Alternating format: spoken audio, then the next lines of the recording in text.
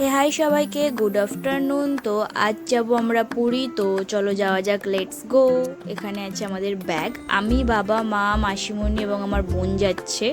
আর তাছাড়া 5টা দাদা আমাদের সাথে যাচ্ছিল। তো এখানে মা, আমার মাসিমণি দাঁড়িয়ে আছে, দাদারা দাঁড়িয়ে আছে। তাদের মধ্যে মেন হলো এখানে রাজকুমার দাদা, ইনি হচ্ছে গিয়ে ব্লগার, ইনি একটু ভিডিও আমার মতনই করে।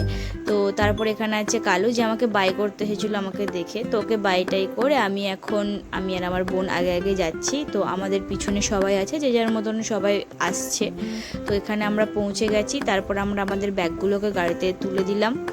তো ব্যাগ তুলে দেওয়ার আমি আর বোন এখানে ওয়েট করছি কখন ব্যাগগুলো লোড হবে এবং আমরা বেরোবো। তো সামনে আর একটা বাস, তো আমরা ভাবছিলাম ওটাও পুরীর বাস। তো আমরা এখানে বসে আছি। তো এখানে আমি ভিডিও করছি দেখে আমার মায়ের একটু নাচার মন করলো, তো তার জন্য মা একটু নেচে নিল এখানে। তো আমরা এখানে সবাই এখন যাচ্ছি। তো চলো। তারপরে এখানে জেফু বসে আছে আমার সিটে, বাট ও কিছু দেখতে পাচ্ছ না, বাট তাও তো আমি ওকে ঘুরিয়ে দেখাচ্ছিলাম, ওকে কিউট না। তো এই করতে করতে আমরা এখন প্রায় সন্ধে পেরিয়ে গেছে, বাট আমরা এখন এই পাটুলি ক্রস করছি। পাটুলি জায়গাটা প্রচণ্ড সুন্দর, যখনই দেখি তখনই যেন একবার করে ভালো লাগে, বাট কেন।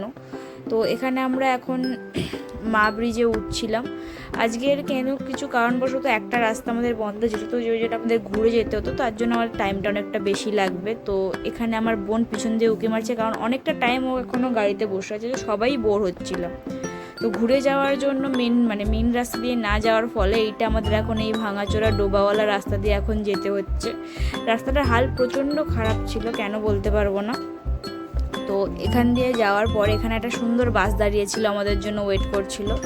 তো এই রাস্তাটা ক্রস করার পরে বিগত 4.5 ঘন্টা পেরোনোর পরে আমরা এখন পৌঁছেছি শালিমার স্টেশনে, অনেকটা কষ্ট করার পরে। তো এখানে আসার পরে এখন আমরা একটুখানি চায়ে ব্রেক নেবো।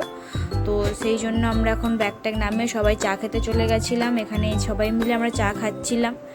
তো সবার চা খাওয়া, আমি ভিডিও নিতে নিতে সবাই চা খাওয়া হয়ে গেছে, আমি একা লেট। সো ওই জন্য আমি এখন চায়ের কাপটা নিয়ে হাঁটা দেবো। তো এখন চায়ের কাপ নিয়ে হাঁটতে হাঁটতে আমরা সবাই আবার এলাম স্টেশনের সামনে, এবং যেখানে আমাদের ব্যাগগুলো আছে এবং বাকি দাদাগুলো যেখানে ছিল, তো আমরা এসে ওখানে আবার ওয়েট করবো একটুখানি, কারণ এখন আমাদের ট্রেনের টাইম হয়নি, আমরা কিছুটা আগেই ঢুকে গেছি। তো সেই জন্য পাশে একটা মন্দির ছিল, আমার বোন দেখে বললো চ দিদি ঘুরে আসি। তো ওখানে গেলাম, বজরংবলীকে দেখলাম। তো দেখার পরে আবার আমরা এখানে আবার স্টেশনের পাশেই ছিল, খুব একটা দূরে নয়। আবার আমি আর বোন এখন এখানে হেঁটে হেঁটে আবার বাবা মার কাছে চলে যাব। তো তারপরে এখানে আমি আর বোন এখন যাচ্ছি ট্রেনের দিকে, বাট আমাদের কামরাটা অনেকটাই সামনে পড়েছিল, তো এখন আমাদের হেঁটে হেঁটে যেতে হতো। তো আমি বোনকে এটাই বলছিলাম যে এত লোকের ভিড়ের মাঝখানে আমরা কীভাবে যাবো। তার উপরে আমার টয়লেটটা তো প্রচণ্ড ভারী হয়েছিল, তাও ইটস ফাইন, তো যেতে তো হবে। তো যখন এখন যাওয়া যাক, ফাইনালি আমরা নিজেদের কম্পার্টমেন্ট খুঁজে পেলাম এবং আমরা গিয়ে নিজেদের সিটে বসলাম। তো এখানে এখন খাবার ভাগ করা হচ্ছে, কারণ আমাদের দাদাদের বগি অনেকটাই আগে পড়ে গেছে। তো নিজেদের খাবারগুলো ভাগ করে আমি আর বোন একটু নিচে নেমেছিলাম ফটো সেশন করতে, বাট আমার মারা যেমন হয় আর কি। তো যতক্ষণে ট্রেনে উঠেছি ততক্ষণ মা ওখানে দাঁড়িয়েছিল। তো তারপরে রাত্রিবেলা ডিনারের টাইমে আমার বোন আজ আমাকে খাইয়ে দিচ্ছিল। তো চলো, ডিনার এখানে ডান। তো তার ডিনার করার পরে আমাদের ট্রেনটা এখানে ছাড়লো। তো ট্রেন লেট ছিল, টাইমের অনেক পরেই এখানে ট্রেন ছেড়েছে। তো বোন আর আমি ওয়েট করছিলাম। তো কিছুক্ষণের মধ্যে আমার বোন এখানে বোর হয়ে গিয়ে বসে আছে, ও ভেবে পাচ্ছে না ও কী করবে।